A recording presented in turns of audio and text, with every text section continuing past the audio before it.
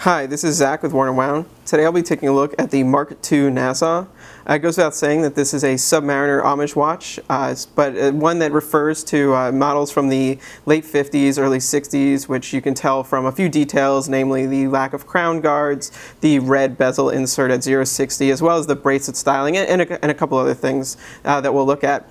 But what makes this watch really interesting, kind of stand apart from your typical homage watch, is the execution and detailing that Bill Yao of Mark II sees to in his watches. So the watch is actually, the parts are made in Switzerland, and then it's all assembled here by hand by him in Lancaster, Pennsylvania, and he looks over everything. Everything is just extraordinarily detailed, executed really perfectly, and the build quality is really outstanding. So while a Submariner homage unto itself might not be the most original watch, what makes this original is really the execution, and it's definitely above par, I think, for a watch in this price range, which is around $900. You also have great components, double domed anti-reflective sapphire crystal, rhodium plated hands, and an ETA 2836-2 movement inside. So yeah, let's take a closer look now. Mark II's style with the homage watch is to stay very faithful to the original watches that he's paying homage to, and then essentially recreating them with new methods and new materials. So you'll find a very faithful case design here to the vintage Submariners.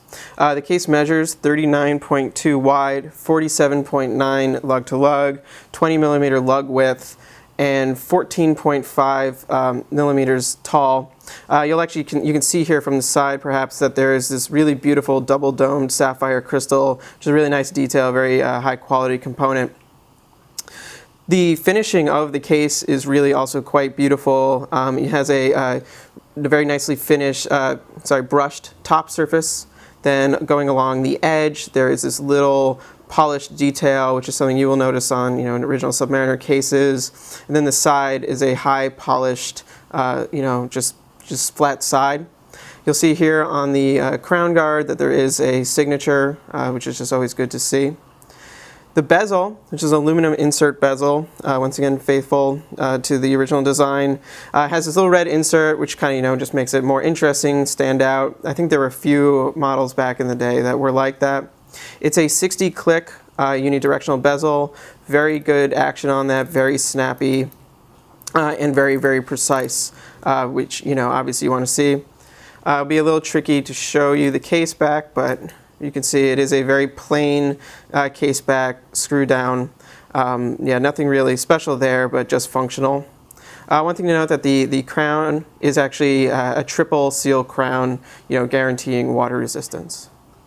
For those of you who have been following the watches of Mark II for some time, you'll know that the Nassau is a follow-up to the limited edition Kingston, which was a reference 6538, or the kind of just classic Rolex James Bond homage watch, and that featured a gilt-lined dial and gold hands. So the Nassau is a somewhat less limited edition and a more accessibly priced version.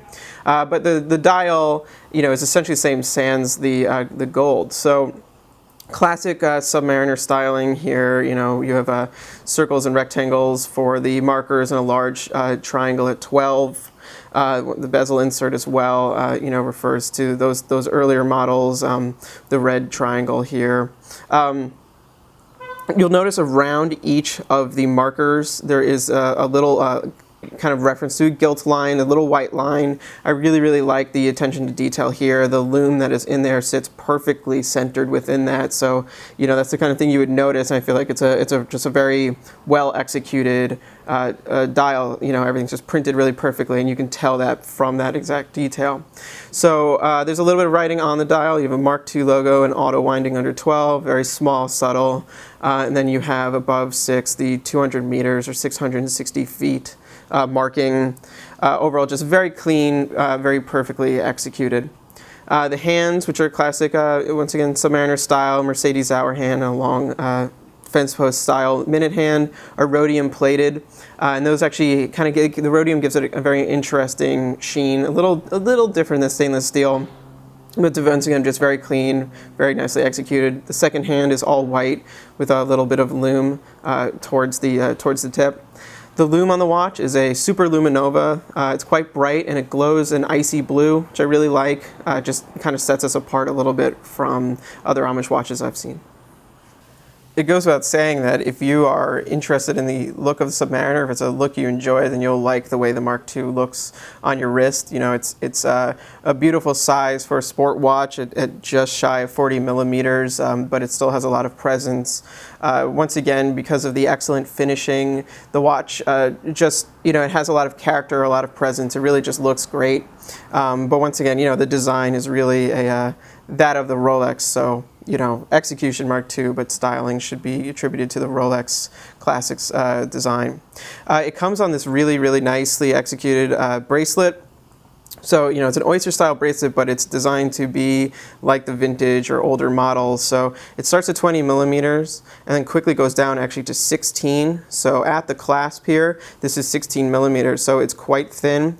And it has like a little bit of extra spacing between the links, giving it a little bit of give, which if you've ever tried on a kind of a rolled link bracelet, you'll know they have a little bit of this flex to it. That's actually kind of nice. Frankly, it makes it almost a little bit more comfortable. I'm actually going to take the bracelet off and show you quickly some of the nice detailing on this. So if you look here on the side, you'll notice that there are 2 pivot points per link, and those are sitting on top of these small polished plates. It's a very interesting detail, definitely gives the watch a distinct look because it has these studs going around it. It does happen to make it very difficult to change the links because you have to turn, you know, the screws from both sides. I actually ended up using a table vise to hold a screwdriver while I did it to make sure, you know, it didn't slip at all. That being said, once you have it sized for you, you don't have to do it again. Yeah, overall it's just an excellently crafted, executed bracelet that really just brings the, you know, the whole idea of the homage together. The Nassau comes in this kind of interesting plastic box with a handle and double clasps. It's actually, I think, it's a nice box you could definitely keep around. Very sturdy. Yeah, so just flipping it open here, you'll see that there's 2 pieces of foam, 1 per side. They're not glued down. And inside you have this custom cut watch case that can actually hold up to 3 watches. So you have the watch on one side, then you pack it with extra spring bars, a spring bar changing tool, a pamphlet about it, your warranty card. This is some tape and things I took off the watch. This watch had more plastic covering on it than I've ever seen on any watch. Once again, attention to detail is what, you know, Mark II is all about. So this was perfect, like incredibly protected. And then once, you know, you take all that, you can actually keep 3 watches in here. You know, not bad if you want to travel around with this. It'll definitely be keeping it safe. So to wrap up my thoughts, the Mark II Nassau is really 2 things. One, it's a very, very well executed homage watch to vintage Rolex Submariners from the late 50s, early 60s. And then it's also just an extremely well crafted watch assembled in America by the Mark II brand. You know, the kind of hallmark of this brand is their exceptional detailing, and it's something I believe, you know, you're going to pay for at $900, around $900. This watch is a bit pricey, but you're paying for that craftsmanship, you're paying for the care that's put into it.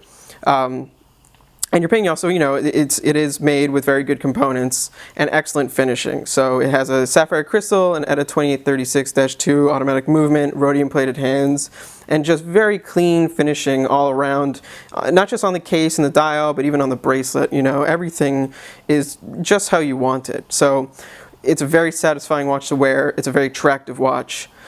So if that's what you're, you know, looking for and you're interested in a Submariner homage, I don't think you're going to find a better package really than the Mark II Nassau. So, you know, please check out the full review on Worn and Wound. Follow us on Facebook, Instagram, and Twitter. Thank you.